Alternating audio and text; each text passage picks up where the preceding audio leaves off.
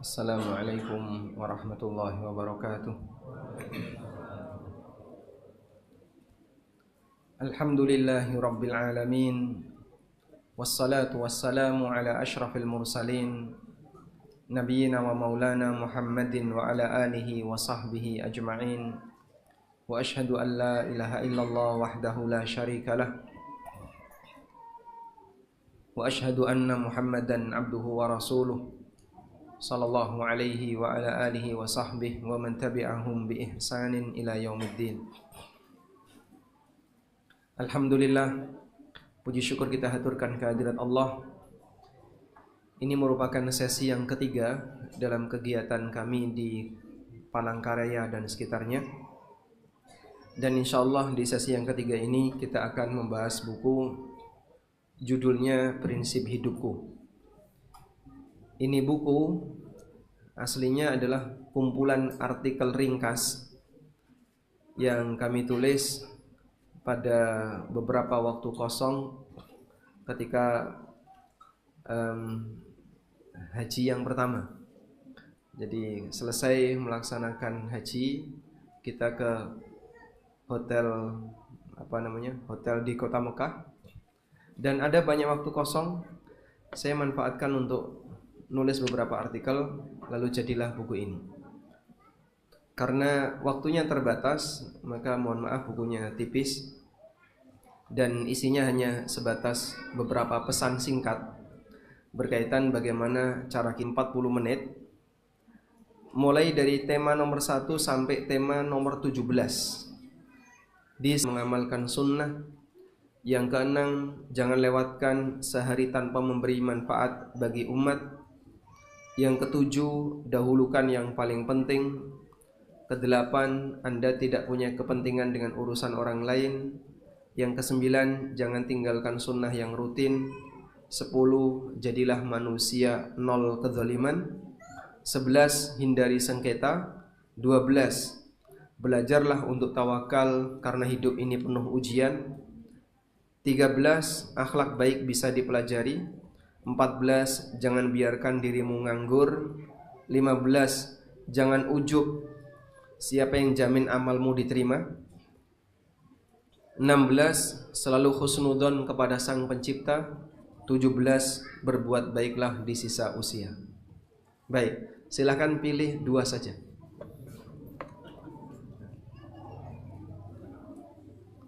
Sebenarnya 17 ini 17 pertemuan ya. Kita ringkas jadi 1 pertemuan di Palangkaraya. Mau pilih yang mana? Semuanya? Semuanya. Kalau semuanya saya bacakan ulang daftar isinya. Mau pilih yang mana? Kesimpulan. Kesimpulan, silahkan baca buku ini kalau mau dapat penjelasan lebih lengkap. Baik, coba saya pilih ya. Yang pertama, selalu jaga niat baik. Kemudian yang kedua, jangan lewatkan sehari tanpa menambah ilmu. Semoga bisa jadi motivasi bagi saya pribadi dan juga teman-teman sekalian. Kita akan belajar tentang menjaga niat yang baik. Kita sudah diperkenalkan sejak dini bahwa nilai dari sebuah amal itu bergantung dari apa? Niatnya. Hadis innamal a'malu binniyat itu hampir dihafal oleh semua mereka yang sudah kenal ngaji. Walhamdulillah. Sehingga semuanya sudah tahu yang namanya amal itu sah dan tidaknya bergantung pada niat. Nabi SAW bersabda, innamal a'malu binniyat wa innama likulli imri'in ma nawa. Sesungguhnya amal itu tergantung dari niat. Wa innama likulli imri'in ma nawa, dan apa yang didapatkan oleh seseorang itu tergantung dari niatnya. Ada 2 potongan dari hadis ini. Pertama kalimat innamal a'malu binniyat, yang kedua kalimat wa innama likulli imri'in ma nawa. Penggalan yang pertama, innamal a'malu binniyat, ini berbicara tentang syarat sah amal. Kapan sebuah amal itu terhitung sah? Apabila dia diiringi dengan niat. Penggalan yang kedua, wa innama likulli imri'in ma nawa, ini berbicara tentang hasil yang didapatkan oleh seseorang berbanding lurus dengan niatnya. Semakin berkualitas niatnya, maka semakin besar nilai pahala yang didapatkan. Karena itu, dalam satu perbuatan yang sama, bisa jadi nilai pahalanya jauh berbeda antara yang satu dengan yang lain. Sebagai contoh, misalnya, kita duduk di satu majelis ini. Semuanya duduk di tempat yang sama, butuh waktu yang sama, mendengarkan kajian yang sama dengan tema yang sama. Kira-kira pahalanya sama atau beda? Sama atau beda? Dari sisi mana Pak perbedaannya? Dari kualitas niat. Ada yang duduk di sini tujuannya COD-an sama temennya. Ada nggak? Mungkin ada ya. Transaksinya online, nanti COD pas kajian ya, nah, ketemu pas kajian. Ada yang hadir tujuannya hanya pingin nyari teman. Saya pingin ketemu si A, biar nanti ketemu si A maka saya datang ke pengajian. Ada yang datang memang ingin belajar ilmu dan ingin membangun silaturahmi. Ada yang ingin biar istri saya ikut ngaji, biar anak saya ketemu dengan teman-temannya, dan beragam niat yang dimiliki oleh masing-masing hamba. Perbedaan niat itulah yang menentukan kualitas dari pahala yang didapatkan oleh seseorang. Maka semakin indah niat seorang hamba ketika beramal, pahalanya akan semakin besar. Karena itu ada sebuah ungkapan, kalimatnya berikut ini. Niyatul mu'min khairum min amali. Niat seorang mukmin itu lebih baik daripada amalnya. Niat seorang mukmin lebih baik daripada amalnya. Apa makna niat seorang mukmin lebih baik daripada amalnya? Kalimat ini bukan hadis yang sahih dan bahkan ditegaskan oleh para ulama statusnya hadis dhaif. Namun secara makna benar. Maka perlu Anda bedakan antara hadis sahih dengan kalimat yang secara makna benar. Apakah semua kebenaran itu ada dalam hadis sahih? Ya. Apakah semua kebenaran itu ada pada hadis sahih? Tidak. Apakah semua hadis sahih pasti benar? Iya.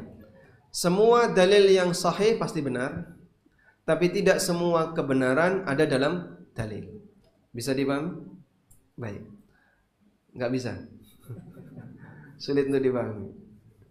Sebutkan pernyataan yang benar tapi tidak disebutkan dalam dalil. Banyak sekali. Palangkaraya ada di Kalimantan. Salah atau benar? Benar. Dalilnya mana? Hah? Nggak ada dalilnya. Masjid, ini masjid apa namanya? Masjid Abu Hurairah ada di jalan Jatiraya. Salah atau benar? Benar. Pada saat Anda menyatakan kalimat ini benar, tidak semuanya harus berdasarkan dalil. Kalau ada pernyataan berpuasalah biar kamu sehat, kalimat ini salah atau benar? Kita nilai benar. Tapi kalau dikatakan itu sabda Nabi SAW, salah. Karena Nabi SAW tidak pernah mensabdakan demikian. Sehingga ketika sebuah kalimat yang benar dinyatakan sebagai hadis, maka harus ada pembuktian kalau Nabi SAW pernah bersabda seperti itu. Tapi tidak semua kebenaran ada dalam hadis. Gimana Pak? Semuanya fokus ke TV? Nah, kita lanjutkan di sini. Al-Baihaqi mengatakan, coba dilihat di buku bagi yang punya buku. Yang punya buku ada berapa? Coba diangkat. 1, 2.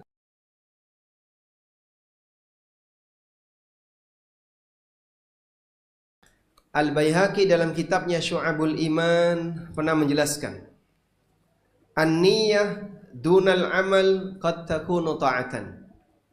Niat tapi tidak jadi amal bisa bernilai ketaatan. Wal amal dunan niyah la yakunu ta'atan. Tapi amal tanpa niat tidak bisa bernilai ibadah.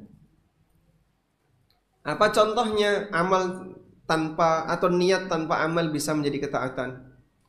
Al-Baihaqi menyebutkan hadis Nabi SAW riwayat Bukhari. Man hamma bihasanatin falam ya'malha kutibat lahu hasanatun. Barang siapa yang punya keinginan untuk berbuat baik tapi tidak berhasil dia laksanakan, maka tercatat untuknya 1 pahala. Dia sudah punya niat, tapi niat itu tidak terwujud. Mungkin karena ada uzur A, halangan B, atau aneka halangan yang lainnya. Apakah yang bersangkutan dapat pahala? Jawabannya dapat. Karena niat yang baik, walaupun tidak sampai terwujud menjadi amal, status orang yang punya niat mendapatkan 1 pahala. Tayyib. Ada bapak-bapak yang usianya sudah cukup tua, sudah cukup senior, sekitar 60-an ke atas. Dan beliau baru saja mendaftar haji reguler. Bisa dibayangin ya, daftar haji reguler di usia 60 tahun. Kira-kira antri berapa tahun? 20 sampai 30 tahun. Antriannya sampai 30-an tahun. Sudah? Ketika antri sampai sekian puluh tahun, anaknya itu komentar, Bapak, daripada Bapak ngantri lama, duitnya nganggur gak kepake, mending ditarik saja. Buat apa cuman dibiarkan nganggur? Apa jawab bapaknya? Saya gak mau narik duit saya akan tetap pasang di situ. Andaikan saya mati dalam kondisi belum berangkat, maka saya mati dalam penantian. Ketika dia mati dalam penantian, artinya gimana? Niatnya tidak putus. Niatnya tidak putus. Ketika niat itu tidak putus, maka yang bersangkutan walaupun belum sempat berangkat haji, tetap dapat pahala sebagaimana dinyatakan Nabi SAW. Man hamma bil hasanati falam ya'malha kutibat lahu hasanatun. Barang siapa yang berniat untuk beramal baik tapi dia belum sempat mengerjakannya, tetap dicatat untuknya sebagai 1 pahala. Baik, biar lebih maksimal, silakan merapat ke depan. Kasih kesempatan yang di belakang, karena yang di belakang kasihan Pak, kegencet. Boleh maju lagi yang sini. Terutama yang selatan ya, yang selatan ada banyak yang datang dari selatan. Baik. Terdapat banyak dalil yang menunjukkan bahwa niat yang baik namun tidak jadi diamalkan bisa bernilai pahala. Seperti sabda Nabi SAW dalam hadis riwayat Nasa'i, Man ata firashahu wa huwa yanwi ayyakuma yusalli minal lail. Barang siapa yang ketika tidur dia punya niat untuk qiyamul lail, untuk salat. Faghalabathu ainah, namun dia kalah dengan matanya sehingga dia tidak bangun ketika malam hari. Hatta asbaha, sampai subuh. Kutiba lahu ma nawa wa kana naumuhu sadaqatan alaihi min rabbih azza wa jalla. Maka dicatat untuknya sesuai dengan apa yang dia niatkan, sementara tidurnya menjadi pahala untuknya. Makanya sebelum tidur sering-sering niat apa? Tahajud. Bukti niat itu dengan cara apa? Pasang alarm. Sehingga dia seriusi niat itu dengan ada buktinya. Dia pasang alarm. Terus gimana Pak kalau misalnya ketiduran? Kalaupun ketiduran, insya Allah tetap dapat pahala. Cuman begini, bisa jadi dia berubah niat, sehingga dia niat untuk tahajud, pasang alarm. Bunyi itu alarm, bangun. Apa yang dilakukan? Matikan alarm. Selanjutnya tidur lagi. Maka saat dia tidur lagi berubah niat. Kalau sudah berubah niat, pahala yang diinginkan hilang, karena dia sudah tidak punya niat lagi. Buktinya apa? Sudah ada kesempatan, ditinggal. Begitu ya? Dan itulah kita. Baik. Nabi SAW juga pernah menyebutkan terkait beberapa orang yang tidak ikut perang Tabuk, disebabkan karena mereka punya udzur.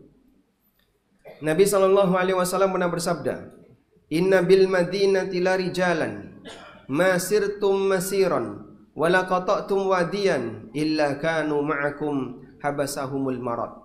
Sesungguhnya di Madinah ada beberapa orang yang Setiap kali kalian menempuh perjalanan, baik naik bukit maupun turun lembah, mereka selalu menyertai kalian. Maksudnya menyertai kalian dalam pahala. Kenapa mereka tidak bisa ikut bersama kita? Habasahumul marad, karena mereka tertahan oleh rasa sakit. Mereka tertahan oleh penyakitnya. Hadis riwayat Muslim. Sehingga dia disebabkan sakit nggak ikut, tapi batinnya bersama pasukan. Andai kan tidak ada uzur sakit, pasti berangkat. Namun karena ada uzur sakit, dia tidak bisa berangkat. Orang seperti ini, kata Nabi SAW, turut dapat pahala sebagaimana orang yang berangkat. Masya Allah, betapa murahnya Allah Subhanahu wa Ta'ala bagi hambanya. Nah, baik, diinfokan untuk para akhwat agar merapat karena masih banyak yang di luar. Nah, Bapak juga bisa merapat, terutama yang di selatan. Proyektor dipakai enggak? Itu ada Pak? Ada gambarnya? Ada. Dipakai berarti. Baik. Kalau dipakai berarti enggak usah atau enggak usah proyektor aja. Yang depan ini. Ini perlu nggak proyektor depan? Hah? Kamera jamaah. Oh, ini untuk kontrol jamaah. Kalau sekiranya nggak penting, dimatikan biar bisa diisi jamaah. Udah, dimatikan saja ya. Biar fokus ke depan.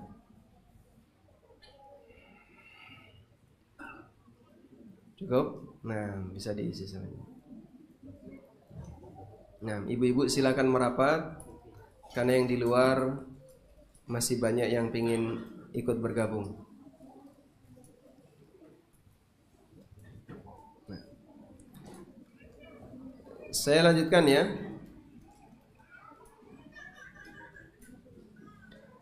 Ada orang yang dia tidak terlibat dalam amal, tapi hatinya ingin beramal.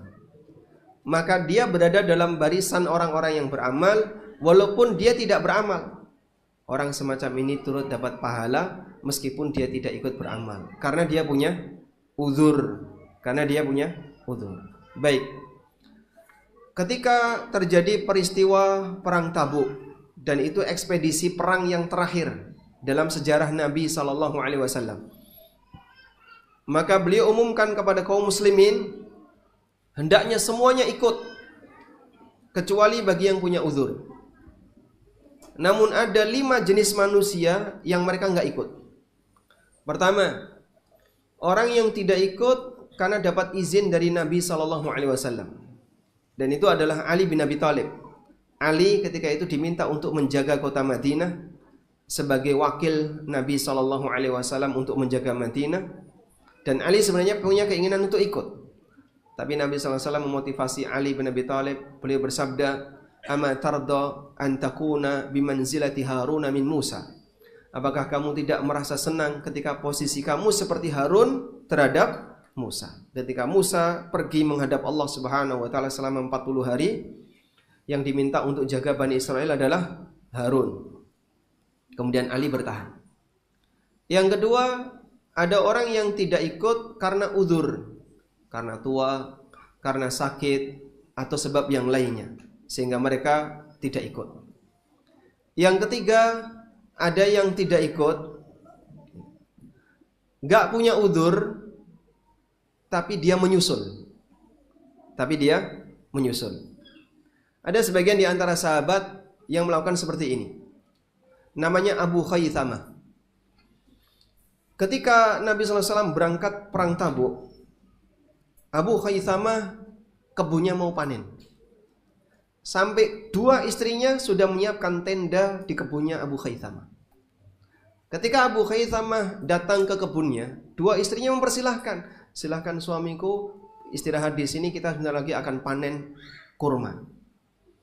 Begitu mendekati tenda, Abu Khaythamah teringat, Nabi SAW kepanasan. Aku duduk di sini di tempat yang teduh, saya nggak mau. Akhirnya dia tinggalkan tempat itu dan berangkat menyusul Rasulullah Sallallahu Alaihi Wasallam. Di kejauhan Nabi SAW melihat ada orang yang datang sendirian ketika beliau sedang istirahat bersama pasukan. Ada orang sendirian datang. Lalu para sahabat mengatakan, "Ya Rasulullah, terlihat ada sosok yang datang." Nabi SAW mengatakan, "Kun Aba Khaythamah." Itu adalah Abu Khaythamah. Datanglah Abu Khaythamah. Jadi dia telat tapi menyusul. Maka barangkali ada di antara para ikhwah yang ketika ada orang sedang melakukan rombongan dalam ketaatan, Anda nggak ikut, kemudian terbesit untuk ikut, segera menyusul. Amalnya sama sebagaimana yang duluan. Yang keempat, ada yang dia nggak ikut dan nggak punya uzur, dan dia tidak menyusul, tapi dia nggak banyak alasan. Dia nggak banyak alasan. Dan mereka ini dihukum oleh Nabi SAW ketika beliau pulang. Di antaranya adalah Ka'ab bin Malik. Dia diboikot oleh Nabi SAW bersama beberapa orang yang lain yang tidak ikut ketika perang Tabuk. Yang kelima, orang yang tidak ikut, nggak punya udzur dan banyak alasan. Munafik. Inilah munafik. Sudah tahu salah, banyak alasan.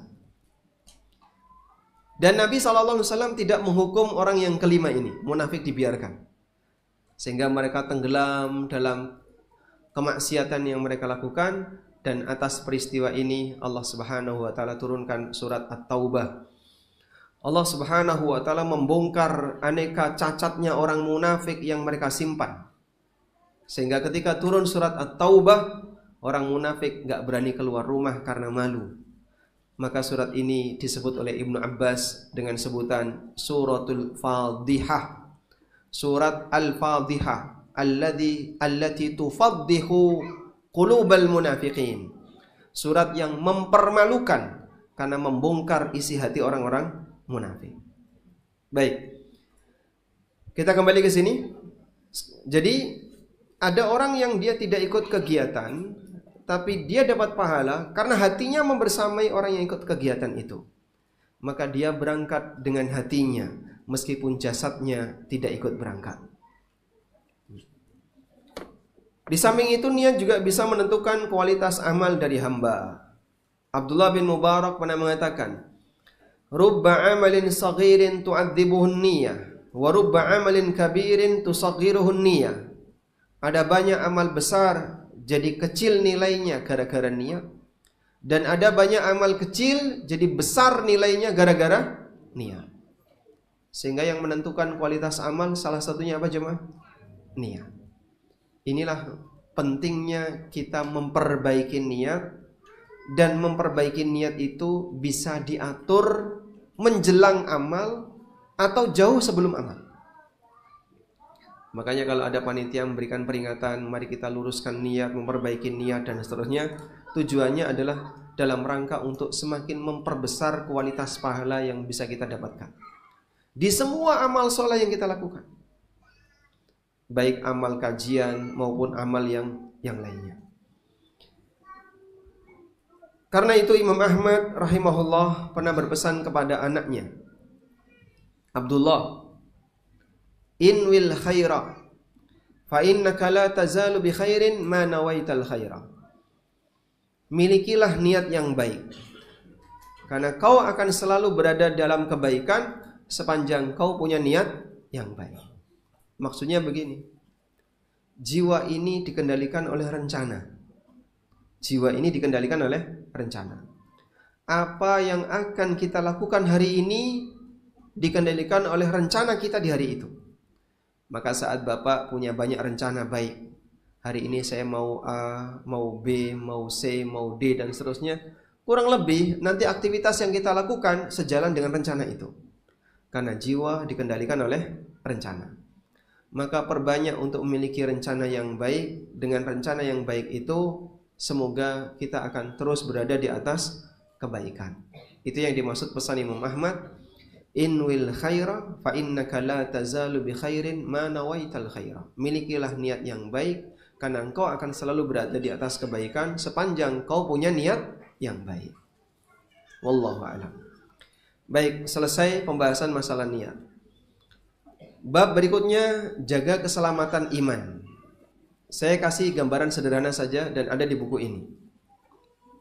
Nabi SAW pernah menggambarkan Islam itu seperti bangunan. Bunyal Islamu ala khamsin. Islam dibangun di atas 5 tiang. Mulai dari syahadat, salat sampai haji. Udah? Al-Hafidh Ibnu Rajab pernah memberikan penjelasan yang sangat indah berkaitan dengan hadis ini. Kata beliau, dalam agama ini ada rukun dan ada kewajiban yang tidak masuk rukun, dan ada amalan sunnah. Ada rukun, ada amalan yang wajib tapi bukan rukun, dan ada amalan sunnah. Beliau membagi menjadi 3. Sudah? Lalu kata beliau, agama ini seperti bangunan. Rukun itu adalah tiang. Sedangkan kewajiban Islam yang lain ibarat tembok yang dia menutupi bangunan tadi. Sementara amal sunnah itu seperti perabotan yang ada di dalamnya. Maka Islam yang baik yang dilakukan oleh seorang muslim yang baik adalah ketika dia penuhi 5 rukun Islam sesuai dengan kemampuannya, berarti tiangnya tegak. Kemudian dia laksanakan kewajiban, maka rumahnya ditembok penuh sehingga bisa menghalangi binatang atau cuaca agar tidak ganggu penghuninya. Dan saat dia beramal sunnah, maka terisilah isi rumahnya dengan aneka perabotan. Apa yang bisa dibayangkan kalau ada orang membangun rumahnya bagus, atapnya bagus, tegak berdiri, diisi dengan aneka perabotan, tapi tiangnya dirobohkan. Kira-kira gimana? Ambruk. Posisi rumah yang ambruk ini mungkin ada banyak sekali perabotan di dalamnya. Apa manfaat perabotan kalau rumahnya ambruk? Apa manfaat perabotan kalau rumahnya ambruk? Gak ada manfaatnya. Perabotan itu tidak akan menjadi bermanfaat kalau rumahnya ambruk. Itulah gambaran orang yang lebih perhatian terhadap amal sunnah, tapi dia merobohkan tauhid. Dia gak sholat wajib, dia meremehkan sholat wajib atau tidak puasa wajib dan yang lainnya. Ada sebagian orang yang perhatian dengan amal sunnah, mari kita memperbanyak amal soleh, tapi dia tidak perhatian dengan pondasi. Akibatnya seperti dia bangun rumah dipenuhi dengan perabotan, karena pondasinya enggak kuat, ambruk. Maka hal yang sama juga ketika ada orang yang lebih perhatian terhadap amal sunnah, tapi dia tidak perhatian terhadap masalah tauhid dan akidah. Baik, karena itu jaga keselamatan iman, sebab ini syarat bagi kita untuk bisa masuk surga. Berikutnya, jangan lewatkan sehari tanpa menambah ilmu. Kita diberi oleh Allah Subhanahu wa taala umur, dan itu merupakan modal bagi kita untuk menambah pengetahuan dan menambah amal. Dan semuanya dimulai dari titik yang sama, yaitu titik 0. Kapan kita dimulai dari titik 0? Saat kita dilahirkan. Saat kita dilahirkan. Pada waktu kita dilahirkan, Allah mengatakan, "Wallahu akhrajakum min butuni ummahatikum la ta'lamuna syai'a." Allah mengeluarkan kalian dari rahim ibu kalian dalam keadaan enggak ngerti apapun. Kita semuanya mulai dari 0. Enggak bawa apapun, enggak ngerti apapun. Coba ya, ada wanita yang kemana-mana dirinya penuh dengan hiasan. Ini ditinde, yang ini penuh dengan gelang, kaki dikasih gelang, sampai di kaki dikasih cincin. Semuanya penuh dengan perhiasan. Apakah wanita ini ketika lahir bawa cincin? Bawa cincin atau tidak? Tidak. Baik, kita semuanya mulai dari 0. Saat lahir gak megang apapun, walaupun bisa jadi jari kita genggam, tapi kita gak bawa apapun. Sudah? Hal yang sama, ulama yang ilmunya banyak, saat lahir mereka gak punya apa-apa, ilmunya 0. Ada gak di antara bapak ibu yang waktu lahir sudah hafal Al-Fatihah? Angkat tangan. Ada? Boleh pulang duluan. Imam Syafi'i yang ilmunya kita akui, Imam Ahmad yang hafal 1 juta hadis, Imam Malik yang menghafal banyak sekali dalil, demikian pula para ulama yang lainnya. Saat mereka lahir, semuanya dimulai dari nol, nggak ngerti apa-apa. Lalu Allah ajarkan kepada kita sesuai yang kita butuhkan. Ada ilmu untuk hidup dan ada ilmu untuk memperbaiki hidup. Ilmu untuk hidup itu insting. Semua makhluk hidup punya ilmu itu, baik yang berakal maupun yang tidak berakal. Maka binatang tidak ada ceritanya salah alamat makanan, nggak ada. Kucing tidak akan makan rumput walaupun ada. Harimau tidak akan makan rumput, kambing tidak makan daging. Kenapa? Karena nalurinya seperti itu. Itulah ilmu hidup. Padahal nggak ada yang ngajari sapi kalau makanan dia adalah rumput.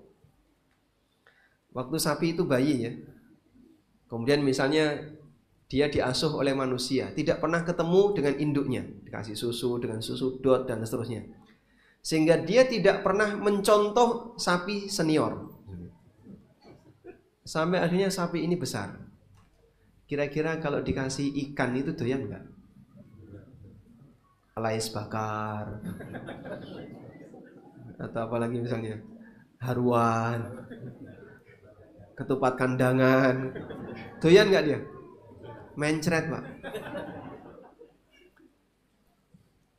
Kenapa dia enggak bisa makan kayak gitu? Manusia bisa. Bayi itu makan ikan sejak usia berapa? 2 tahun sudah makan ikan? Sudah ya? Sudah. 1 tahun sudah? Sudah makan ikan. Sehingga saat dia sudah mengkonsumsi ikan, dia juga mengkonsumsi nasi, dia mengkonsumsi aneka makanan. Itu manusia Pak. Karena dia omnivora. Subhanallah. Allah subhanahu wa ta'ala berikan kepada masing-masing makhluk kemampuan untuk mempertahankan hidupnya. Dan itulah ilmu insting yang Allah berikan kepada semuanya. Makanya kalau orang itu hidup yang dia pikirkan hanya makan, tidur, kawin, buang air dan seterusnya, disebut oleh Allah layaknya binatang. Allah menyebut tentang orang kafir, alladzina kafaru ya'kuluna wa yatamatta'un kama ta'kulul an'am fannaru mathwal lahum. Orang kafir mereka menikmati hidup di dunia ini, mereka makan sebagaimana layaknya binatang. Karena nggak pernah berpikir masalah halal haram. Binatang juga seperti itu. Hanya berpikir insting hidup. Baik. Yang kedua ada ilmu memperbaiki hidup. Ilmu memperbaiki hidup, inilah ilmu yang bisa meningkatkan kualitas manusia. Baik memperbaiki hidup dalam urusan dunia maupun memperbaiki hidup dalam urusan dunia akhirat. Nah, Muslim diajarkan untuk memperbaiki hidup dunia akhirat. Kita dikasih panduan oleh Allah berkaitan dengan masalah dunia dan juga panduan untuk bisa bahagia di akhirat. Maka kita bersyukur kepada Allah diberi ilmu oleh Allah Subhanahu wa taala. Meskipun semuanya berangkat dari nol. Sudah? Oleh karena itu saat Anda belajar itu sama dengan mengurangi kualitas ketidaktahuan tadi. Jadi ibarat sebuah peta, ibarat sebuah pita ya. Pita kaset gitu ya. Kita dimulai dari pita ini kok kosong. Bapak ibu ketika belajar dia berjalan terisi. Kalau lambat belajarnya jalannya lambat. Rajin belajar jalannya lebih cepat. Semakin banyak yang terisi, kaset ini makin penuh. Meskipun tidak ada yang bisa 100%. Mungkin ada yang punya ilmu agama 30%. Ada yang ngerti tentang agama sekian puluh persen, ada yang sangat banyak, ada yang sedikit sesuai dengan ilmu yang Allah berikan kepadanya. Sebagaimana pula dia diberi rizki oleh Allah. Maka teruslah belajar karena pita kosong di kaset Anda masih banyak. Tapi kalau orang itu sibuk ngisi hidupnya dengan hal yang tidak bermanfaat, pita ini akan kosong melompong. Karena itu perbanyaklah diisi dengan kebaikan dan belajar. Semoga pita ini terisi dengan banyak ilmu yang bermanfaat. Baik. Nah, selanjutnya kemampuan manusia dalam menampung ilmu itu beragam. Ada manusia yang kemampuannya dalam menampung ilmu seperti danau yang luas. Ada yang seperti selokan yang sempit. Allah gambarkan dalam Al-Quran. Anzala minas sama'i ma'an fasalat awdiyatum biqadariha. Allah menurunkan air hujan dari awan. Lalu terisilah lembah-lembah sesuai dengan kadarnya. Fahtamalas sailu zabanir rabiya. Kemudian lembah tadi ketika terisi air, maka sampah-sampahnya naik ke permukaan. Ayat ini ada di surat Ar-Ra'd. Kalau nggak salah ayat 19 atau 17. Nanti Anda bisa cek di surat Ar-Ra'd. Allah membuat gambaran ilmu itu seperti hujan. Hati manusia seperti permukaan bumi. Di permukaan bumi ini ada cekungan dan ada gundukan. Orang yang sombong digambarkan oleh Nabi SAW seperti gundukan. Saat air itu turun, hanya ngalir dan tidak ada yang terserap pada dirinya. Orang yang tawadhu, dia seperti lembah dan bisa menampung banyak air hujan. Makin tawadhu, makin banyak air hujan yang tertampung. Tidak? Nah, disinilah masing-masing manusia berbeda-beda. Ada orang yang hatinya seluas danau. Saking luasnya diisi ilmu dalam jumlah banyak, nggak luber-luber. Sehingga kalau kita lihat para ulama-ulama kibar yang kita kenal, Abu Hurairah radhiyallahu anhu menghafal berapa hadis? 5.000 hadis. Dan hafalan beliau utuh dari sejak beliau menghafal dari Nabi SAW sampai beliau wafat. Sehingga setiap dites, Abu Hurairah bisa menyebutkan 5.000 hadis utuh. Nggak ada yang kurang. Karena beliau rajin murojaah. Bapak berapa hadis? Hafal berapa hadis? Berapa? 5.000? Ada orang yang menghafal 1 juta hadis matan dan sanad seperti Imam Ahmad. Itu hafal matan dan sanadnya sebanyak 1 juta. Ada yang hafal sekian juta hadis, Masya Allah. Jadi mereka seperti danau. Imam An-Nawawi rahimahullah punya banyak sekali karya dan buku beliau berjilid-jilid. Imam Syafi'i juga sama, punya karya yang demikian banyak. Para ulama mereka orang-orang yang ilmunya sangat banyak, hatinya seperti danau yang luas. Syekhul Islam itu ketika memberikan penjelasan tentang masalah sesuatu, sampai dikomentari oleh orang di sekitarnya, seolah-olah di depan beliau itu ada baskom, isinya ilmu. Saat beliau mau menyampaikan ilmu itu seperti tinggal ngambil aja. Saya kasih ini, saya kasih ini, saya kasih ini.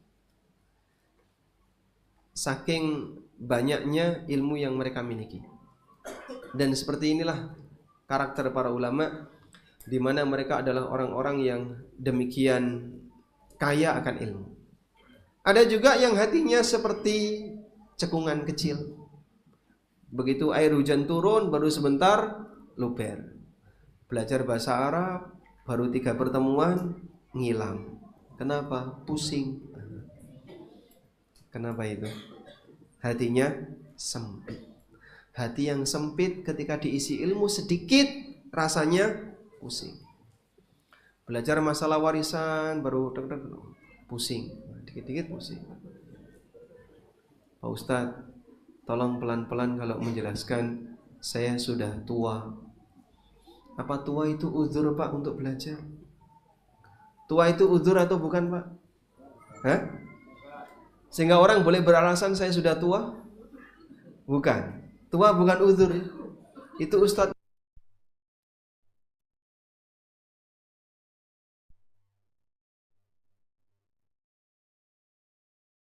Ketika diajak belajar serius, wah saya nggak sanggup Pak Ustadz, saya sudah tua. Lah dulu Bapak waktu masih muda kemana saja?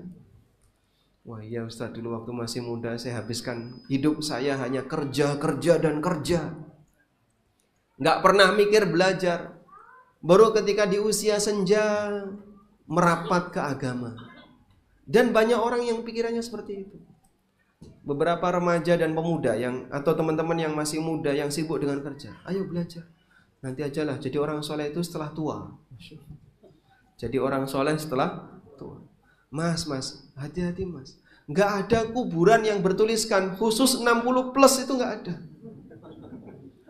Cari pemakaman mana yang tulisannya khusus 60 ke atas. Ada? Kita nggak tahu seperti apa masa depan kita.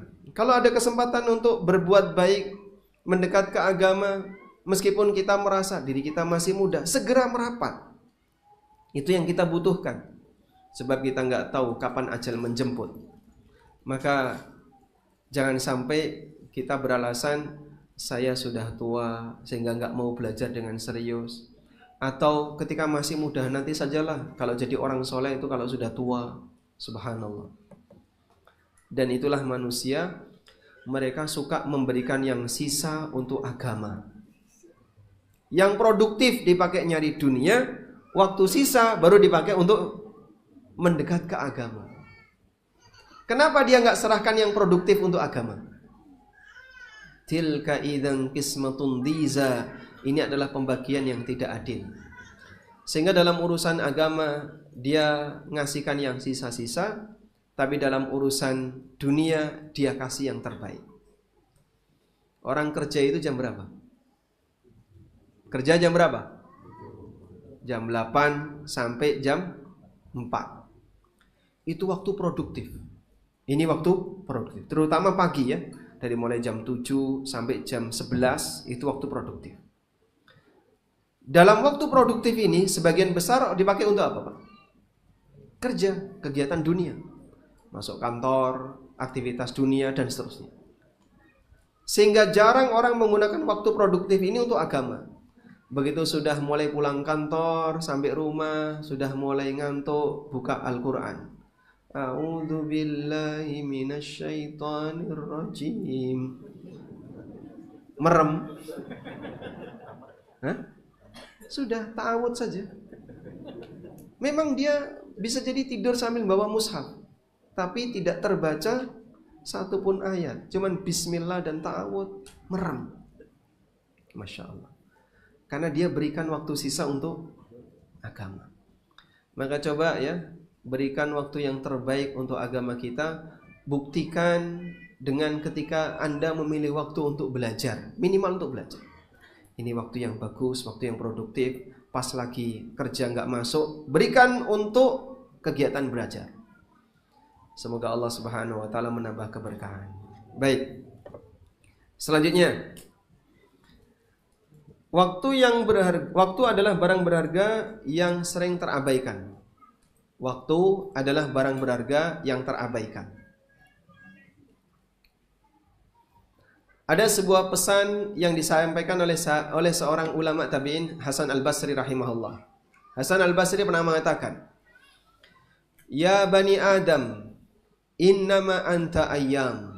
Wahai manusia, hakikat dari kalian adalah deretan waktu. Hakikat dari kita adalah deretan waktu. Innama anta ayyam. Kalian itu adalah deretan hari. Fa idza dhahaba yaumun dhahaba ba'du. Hilang satu hari berarti sebagian unsurmu hilang. Nyawa kita ini adalah deretan hari. Sudah? Makin maju berarti mendekati ajal. Hari-hari yang hilang ini berarti unsur kamu ada yang hilang. Maka yang hilang ini kalau nggak ada maknanya, nanti umur ini hilang tanpa memberikan makna yang berharga. Nggak ada nilai pahala, bahkan terkadang bisa bernilai dosa. Karena itu Allah menyebut manusia rugi gara-gara tidak bisa memanfaatkan waktu. Allah Ta'ala berfirman, wal asr innal insana lafi khusr. Demi waktu, sesungguhnya manusia semuanya dalam kondisi rugi. Illal ladzina amanu wa amilus salihati wa tawasaw bil haqqi wa tawasaw bis sabr. Kecuali orang yang mengisi hidupnya dengan 4 hal. Beriman, dan yang dimaksud iman di sini adalah berilmu, belajar. Karena dengan belajar akan nambah yakin. Jadi tahu, jadi yakin. Yang kedua beramal soleh, maksudnya mengamalkan ilmunya. Yang ketiga dia dakwahkan kepada orang lain. Dan yang keempat dia bersabar dalam melaksanakan 3 hal yang pertama. Baik. Waktu seperti modal. Dan perjalanan hidup ini adalah usaha yang kita lakukan. Dan nanti kita akan pulang untuk selamanya menghadap Sang Pencipta.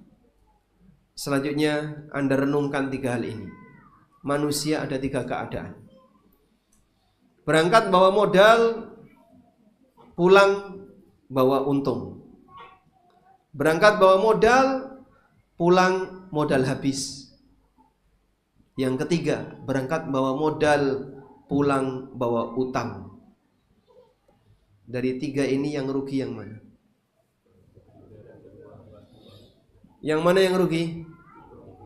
Yang 3 atau 2? 2 dan 3. 2 rugi enggak? Rugi. Kenapa dia rugi?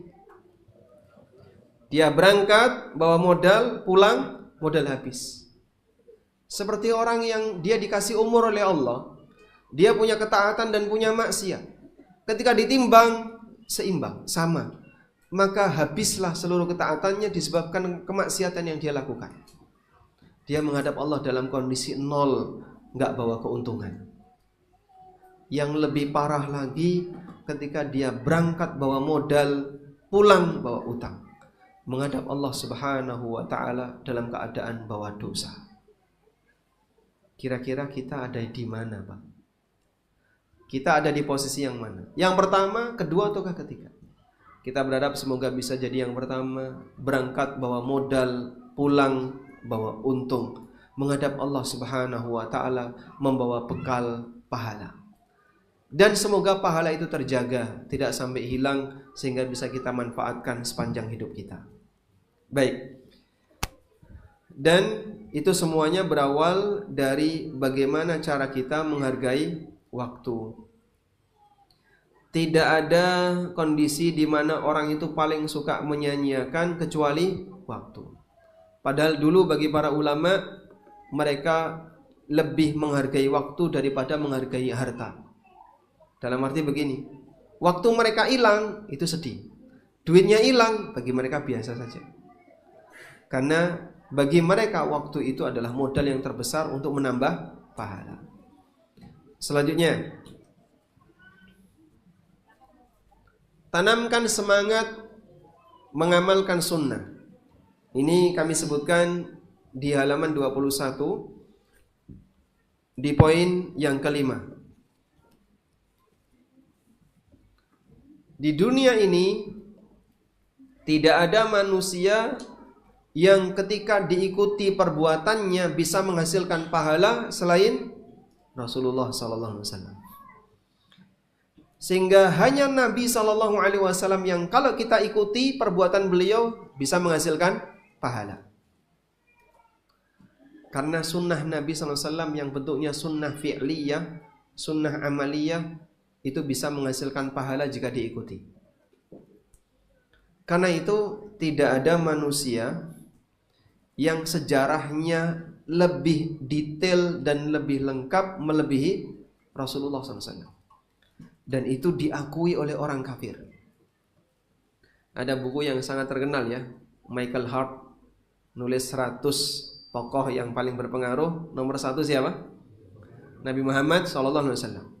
Berawal dari 1 orang, sekarang pengikutnya miliaran. Berawal dari 1 orang. Dan tidak ada manusia yang sejarahnya paling lengkap melebihi beliau sallallahu alaihi wasallam.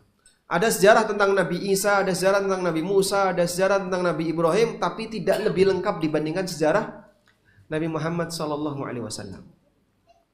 Karena para sahabat ketika menceritakan perbuatan Nabi sallallahu alaihi wasallam itu sampai yang gerakan-gerakan kecil diceritakan. Gerakan jari saja diceritakan.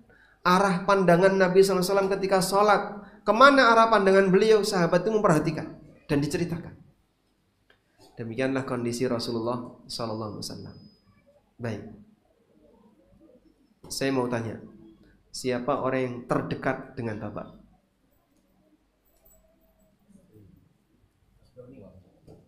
Mas Doni. Nah, sudah berkeluarga belum? Sudah. Siapa manusia yang terdekat bagi Anda? Istri.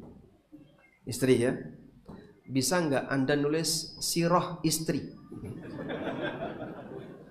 Kira-kira jadi berapa jilid? Hah? Setengah jilid? Setengah jilid itu gimana sih? Sedikit. 1 halaman. Masya Allah. Bapak ya. Abu Aish. Masya Allah. Siapa manusia yang Anda kenali dari mulai lahir sampai besar? Anak. Misalnya anak ya. Bisa nggak Anda nulis sejarah tentang anak Anda jadi buku 2 jilid? Bisa? Bisa. Tapi nggak mau. Karena banyak yang nggak penting ya. Masya Allah. Mungkin kita akan kesulitan kalau misalnya kita diminta untuk menulis sejarah orang yang dekat dengan kita. Orang yang dekat dengan kita kan berarti kita tahu ya. Dari mulai aktivitas harian dia, termasuk karakter dia, apa yang dia sukai dan seterusnya kita tahu. Sekarang kamu tulis sejarah tentang istri kamu, sejarah tentang suami kamu. Cuman jadi 2 halaman. Nulis apa lagi ya Pak Ustadz? Udah kehabisan bahan. Karena banyak dari hidup kita yang gak penting. Banyak dari hidup kita yang gak penting. Sehingga karena banyak dari hidup kita gak penting, gak ada yang penting untuk ditulis. Udah ini habis cuma 2 halaman, 3 halaman selesai. Bahan sudah habis. Tapi manusia yang berharga, aktivitasnya semuanya penting. Sampai yang kecil-kecil ditiru oleh sahabat. Karena meniru Nabi SAW nilainya pahala. Bagaimana cara tidur beliau, bagaimana cara jalan beliau, bagaimana cara aktivitas beliau dan seterusnya.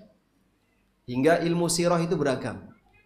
Ilmu sirah itu kan ada yang disebut dengan ilmu sirah Nabawi sendiri. Ini penjelasan global tentang perjalanan Nabi SAW, termasuk cerita tentang suasana lingkungan. Ada yang kedua, ilmu tentang perang-perang Nabi SAW yang ditulis oleh para ulama dalam Kutubul Maghazi, kitab-kitab Al-Maghazi, kitab-kitab tentang perang. Ada yang ketiga, ilmu tentang bukti kenabian yang disebut dengan Dalail An-Nubuwah, disebut dengan ilmu Ad-Dalail. Contohnya karya Al-Baihaqi yang terkenal Dalailun Nubuwah. Kemudian yang keempat, ada ilmu yang membahas tentang hal-hal khusus untuk Nabi SAW. Khasaisun Nabi SAW, seperti karya As-Suyuti dan beberapa ulama yang lainnya. Hal khusus yang dimiliki Nabi SAW yang itu berbeda dengan umatnya dan yang berbeda dengan nabi-nabi sebelumnya. Ada ilmu yang menjelaskan tentang ciri fisik Nabi SAW yang disebut dengan Syama'il. Contoh yang terkenal Syama'il karya Tirmidzi, Syama'il Muhammadiyah. Sehingga dari satu sejarah saja bisa bercabang banyak ilmu. Ini semuanya ilmu sejarah, Pak. Ilmu tentang sejarah Nabi SAW. Ada bahas Syama'il, ada bahas Dalail, ada bahas Khasais, ada membahas sirah Nabawiyah sendiri, ada bahas Maghazi tentang sejarah-sejarah perang Rasulullah SAW. Demikian lengkap satu manusia ini. Makanya kalau orang itu bingung nyari panutan, aneh. Karena nabinya SAW sudah memberikan petunjuk yang sangat detail dalam setiap lini kehidupan. Pak, saya mau menjadi bapak yang baik. Nyontoh Nabi SAW bisa nggak? Bisa. Saya mau menjadi suami yang baik. Nyontoh beliau bisa nggak? Bisa. Saya menjadi pemimpin yang baik? Bisa. Saya mau menjadi apa lagi? Anda mau jadi apa? Ada pada diri beliau. Silahkan dikopi akhlak baiknya. Meskipun gak bisa 100%.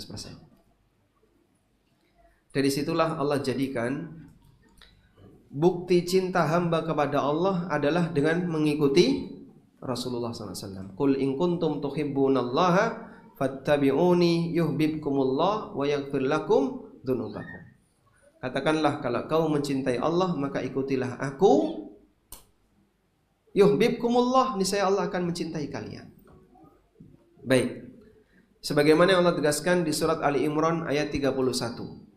Qul in kuntum tuhibbunallah. Katakanlah kalau kalian mencintai Allah. Nah, coba ikuti ucapan saya. Katakan subhanallah.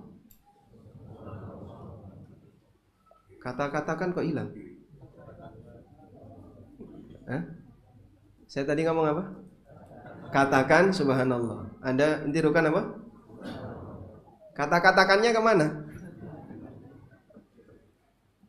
Rasulullah SAW diperintahkan oleh Allah, Qul huwallahu ahad. Beliau sebutkan Qul huwallahu ahad. Beliau tidak tirukan huwallahu ahad. Tapi ada kulnya. Yaqulu rabbi qul fa aqulu qul. Allah berfirman kul, ya saya ucapkan kul, sehingga komplit. Paham ya? Insyaallah. Makanya enggak jadi nabi. Enggak mungkin jadi nabi ya. Amanah kita jauh di bawah sifat amanah beliau sallallahu alaihi wasallam. Baik. Alhamdulillah. Baik, demikian yang bisa kita sampaikan. Sudah ada peringatan dari panitia sesi tanya jawab. Pertanyaan yang pertama. Ini tanya jawab, saya yang bertanya kan? Saya dulu yang bertanya ya. Pertanyaan yang pertama. Nah, ini untuk ibu-ibu. Jawabnya gimana? Gak ada mikrofon? Ada panitia nggak? Ada panitia nggak di belakang? Ada. Cukup panitia saja. Tolong panitia perhatikan seluruh tangan para ummahat. Mikrofon nggak usah mikrofon. Perhatikan yang angkat tangan ya. Siapa di antara ibu-ibu yang siap membaca buku prinsip hidupku sampai jam 12 khatam? Ini jam berapa sekarang? 9. Berarti tinggal berapa jam? 3 jam. Ada? Ada? Yang angkat tangan duluan ada? Baik, langsung dapat buku ini. Insyaallah, sampai jam 12 khatam. Nanti enggak pulang itu. Baik, selanjutnya. Ada yang mau khatamkan ini? Yang ini buku ada apa dengan riba? Sanggup berapa lama? Sebulan? Kalau sepekan sanggup? Sepekan? Sanggup ya? Masya Allah. Komitmen ini ya? Alhamdulillah. Bapak saksinya? Oh, teman kantor. Mau dikhatamkan sepekan. Berikutnya, buku fikih ASN dan karyawan. Bapak mau apa ya? Mau dijual? Mau baca? Seminggu khatam? ASN bukan? ASN, Masya Allah.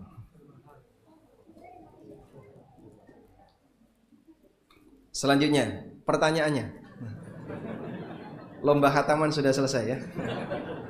Pertanyaannya.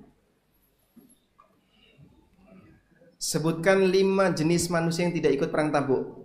Masya Allah. Siapa yang duluan tadi, Pak? Ada beliau ya? Ya, baik, silakan. 1. Boleh baca nggak? Hah? Boleh baca. Boleh baca. 1, Ali bin Abi Thalib dapat izin dari Nabi karena Tidak ikut karena dapat izin untuk jaga Madinah. Yang kedua, karena uzur tua. karena uzur, tua atau sakit. Yang ketiga, Yang ketiga, tidak ikut karena ada uzur tapi menyusul, yaitu Abu Haithamah. tidak ikut Tapi menyusul. ada uzur atau tidak ada? Ada uzur? Tidak ada uzur. Tidak ada uzur. Abu Haithamah itu nggak ada uzur. Tapi itu menyusul. Nah, tapi menyusul. Yang keempat, nggak ikut, tidak ada uzur, tidak menyusul tapi banyak alasan. Tidak banyak alasan, yaitu Ka'ab bin Malik. Nah, tidak ikut, nggak punya uzur dan ngakui kesalahan ya, tidak banyak alasan karena beliau ngakui kesalahan. Contohnya Ka'ab bin Malik, Hilal bin Umayyah, termasuk Ulbah yang mereka menangis karena dihukum oleh Rasulullah SAW. Kemudian yang kelima, munafik nggak ikut, nggak uzur tapi banyak alasan. Munafik, dia nggak ikut, nggak ada uzur, banyak alasan sehingga nggak ngaku salah, tidak ngaku salah. Mereka adalah kelompok munafik. Walhamdulillah, masya Allah dapat hadiah. Alhamdulillah, hadiahnya sudah habis ya. Selanjutnya gimana? Nggak ada yang mau tanya langsung? Nggak ada, alhamdulillah. Silakan. Bismillah. Berkaitan dengan poin waktu hari terakhir, ini saya mau bertanya tentang bagaimana aktivitas Rasulullah sehari-hari dari mulai bangun tidur sampai tidur kembali. Amalan-amalan apa aja yang beliau lakukan seharian? Kira-kira berapa jam beliau tidur dan bekerja? Masya Allah. Waalaikumsalam warahmatullahi wabarakatuh. Nah, Anda ketawa kenapa? Apakah pertanyaan beliau lucu? Hah? Oh, jawabnya lama. Beliau bertanya tentang sunnah-sunnah Nabi SAW dari mulai bangun tidur sampai tidur lagi. Dijelaskan dalam waktu 5 menit, caranya gimana itu? Silakan baca buku ya. Ada banyak buku yang judulnya Bersama Rasulullah SAW 24 jam. Kalau nggak salah judulnya itu ya, dalam versi terjemah bahasa Indonesia.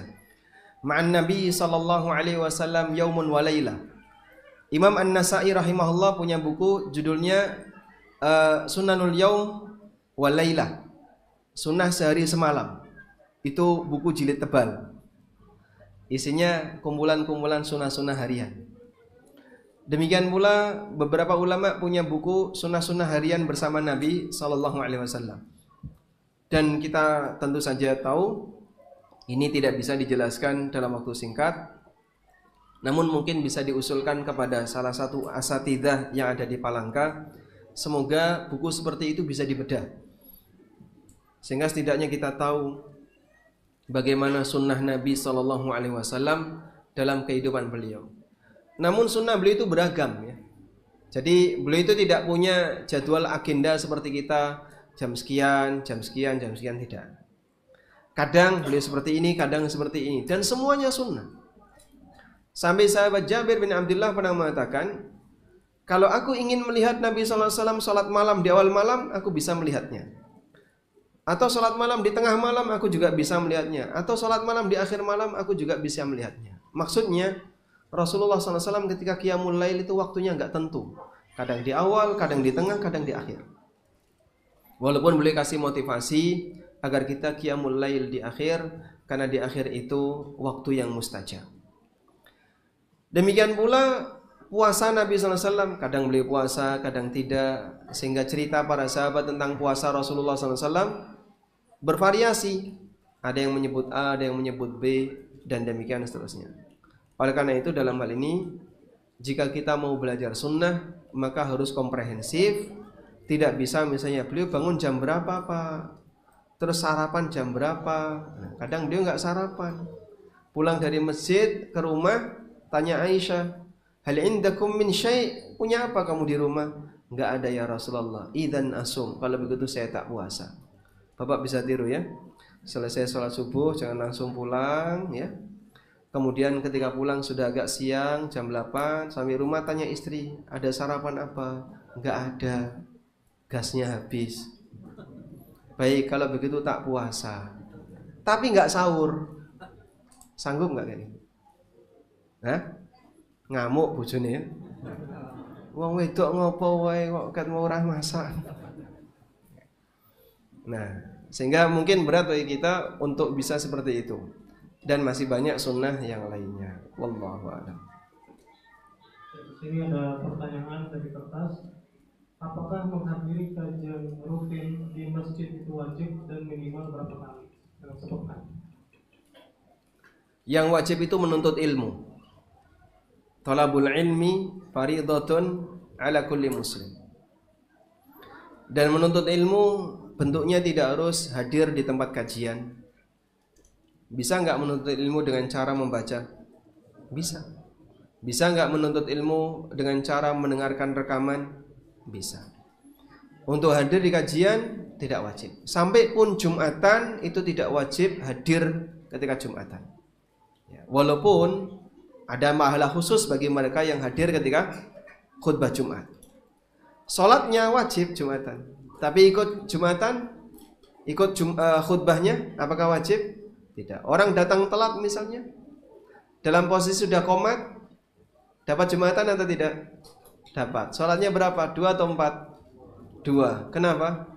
dia tetap dapat Jumatan walaupun tidak dapat khutbah Jumatnya imam. Bisa dipahami ya?